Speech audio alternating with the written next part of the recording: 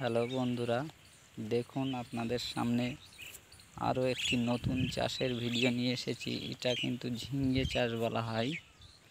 এটা কিন্তু ঝিঙ্গা চাষ, যেহেতু নতুন মাচা করা হচ্ছে, সবে গাছটা মাচায় উঠা স্টার্ট করেছে। এই দেখুন ডগা ছেড়েছে। এটা কিন্তু লতা সিস্টেমের গাছ, যেহেতু লতা হয়, লতা এত পরিমাণ হবে। এই মাচা কিন্তু নতুন দেখতে পাচ্ছেন, সুতো দিয়ে মাচা বানানো হয়েছে। এই মাচাটা কিন্তু পুরো টাইট হয়ে যাবে, গাছে এঁটে যাবে। আর যখন ফল আসবে, ফলটা কিন্তু নিচেই ঝুলবে। অবশ্য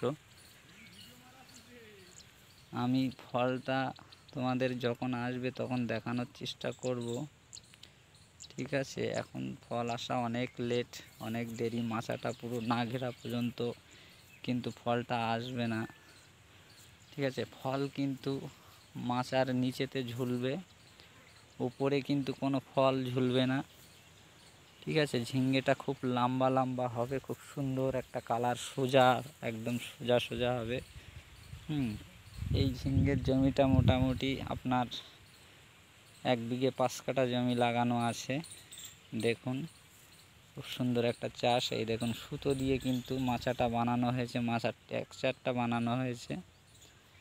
এই ঝিঙ্গাটা কিন্তু খুব ভালো হয় বর্ষার সময়। এটা বর্ষার ঝিঙ্গা। মাচায় গাছ কিন্তু আধা আধি উঠে গেছে, একদম পুরো ঠাস লেগে যাবে।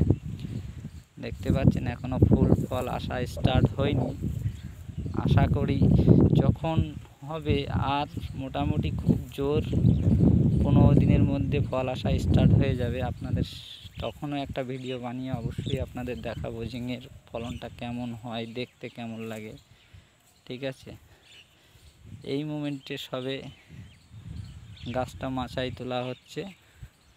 খুব সুন্দর একটা বিষয়। এটাও অবশ্য একটা ভালো চাষ। একদিন বাদে একদিনের ফলটা কেটে মার্কেট করতে হয়, ভালো টাকা পাওয়া যায় ঝিঙ্গে বিক্রি করে।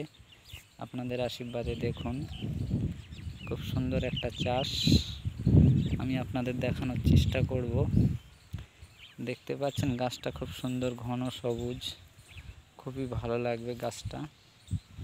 দেখুন ডুগাগুলো খুব ফ্রেশ, ভালো ডুগাগুলো কিন্তু খুব সুন্দর, কোনো পোকা নেই বা পচা নেই ডুগায়।